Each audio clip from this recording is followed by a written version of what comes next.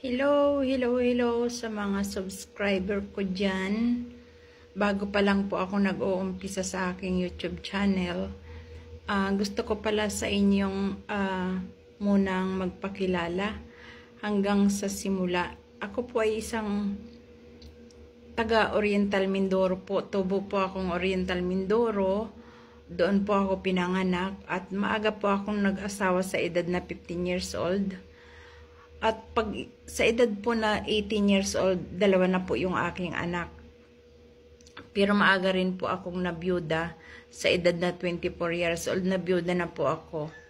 So, naiwan sa akin po ang aking dalawang anak. So, sa madaling salita, nawala ang mister ko at ako naman ay naging isang OFW.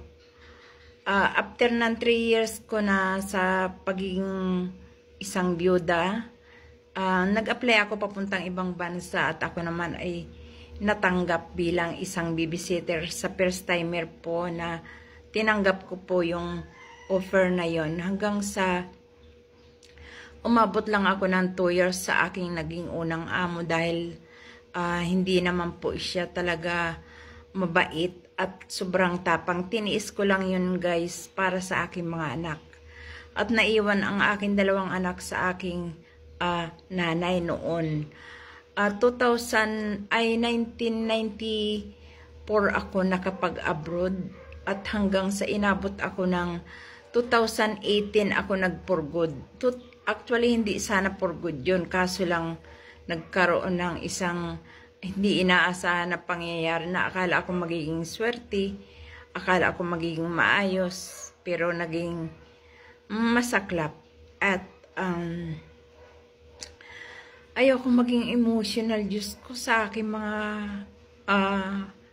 past life, sa mga karanasan ko. At gano'n na nga, naiwan ang dalawa kong anak sa aking nanay na namayapa na rin siya noong 2012. Pero nung umalis ako, ang aking anak na panganay is 8 years old at 6 years old yung bunso ko. So, hanggang sa nagpatuloy ako sa ibang bansa, nakipagsapalaran. Nang pagkatapos ko ng 2 years, naglipat ako ng ibang amo ko. Pero sa friend din ng dati kong amo. At hindi ko rin naman siya talaga nagustuhan. Yung pangalawa ko palang amo, sorry. Oh yes. Oo, pangalawa ko palang amo. Sorry, ang gulo ko, no? Pangalawa ko palang amo is a friend ng dati kong amo. So, babysitter din ako doon. Hanggang sa, kasi American yung amo kong babae. Tapos yung lalaki ay isang Arabo. So, nagbakasyon kami sa Amerika for 3 months. So, yun na sana ang pagkakataon ko para tumakas at dun magtrabaho sa ibang bansa. Pero, sa edad ko kasi na 28 years old lang, 28 ba ako? O 30? Yes. 30 years old ako noon or 32. Sa edad kong yun, hindi masyadong ganong kalakas yung loob ko para tumakas, guys. Hindi ko ginawa iyon. So, nagtiis pa rin ako sa amo ko. Okay naman sila. Hindi sila masungit. Hindi naman sila... Pero, ewan ko ba, kuripot. Hindi ko type din. So, after 3 months, bumalik kami sa Saudi Arabia. At after 2 years ko naman sa kanila, pero mahal na mahal ako ng kanyang mga anak kasi sobrang hard work talaga kasi ako sa trabaho. So, tapos, ang nangyari niyan, guys,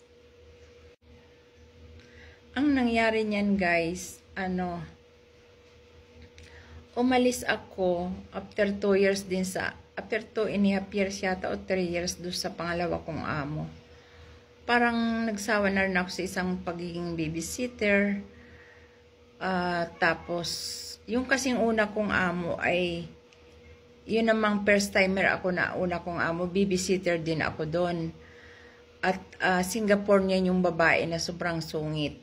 At Arabo din yung lalaki.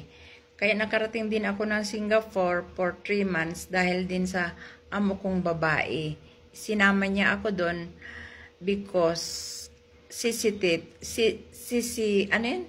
babysitter nga ako. So, yun na nangyari na sinama rin ako doon. So, sa madaling salita, wala na nga yun. Umalis na ako doon. So, dito sa aking pangalawang amo, natapos yung kontrata ko. Lumagpas pa nga ako doon. Nag-stay pa rin ako extend. At nung umalis na ako, nag-apply ako ng panibago. Na yun naman talaga ang dati ko trabaho kahit dito sa Pilipinas. Na as a sewer. So yun ang apply ko sa pangatlo kong amo. Nag-sewer ako doon. Parang private sewer. May tindahan sila tapos ako yung nananahi sa bahay ng mga tinitinda nila. So, gano'n na nangyari. Tapos, ang trabaho ko rin doon,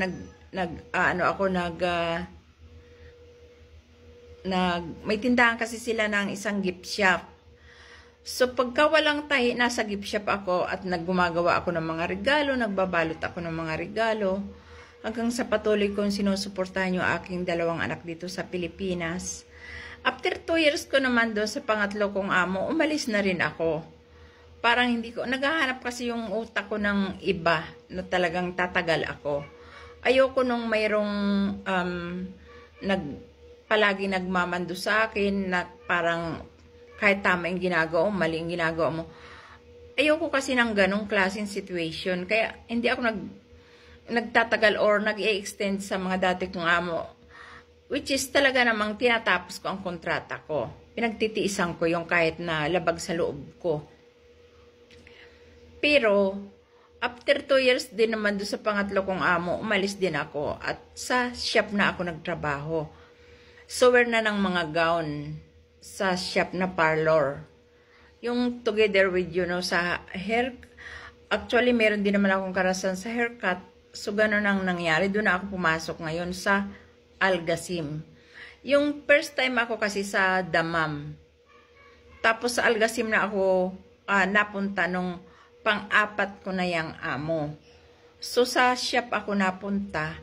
Hanggang sa tuloy-tuloy guys, ako nagsusuporta sa akin 2 anak kasi high school na yung, nag-college pala yung aking anak na hindi ko inaasahan na pangyayari sa buhay niya. Na hindi ko matanggap. Na dun ako nahatulan ng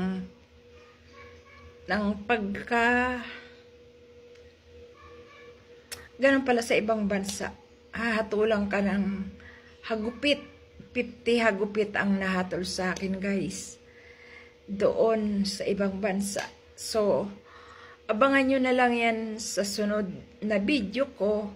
Dahil, medyo emotional kasi yun.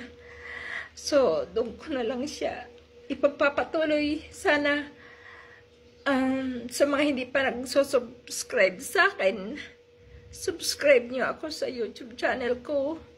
At, paki-like and share na rin. At pakipindot na rin yung bell para updated kayo sa lahat ng aking i-upload na video. So, see you for my next video guys. Thank you for watching. Please like and share. Love you all.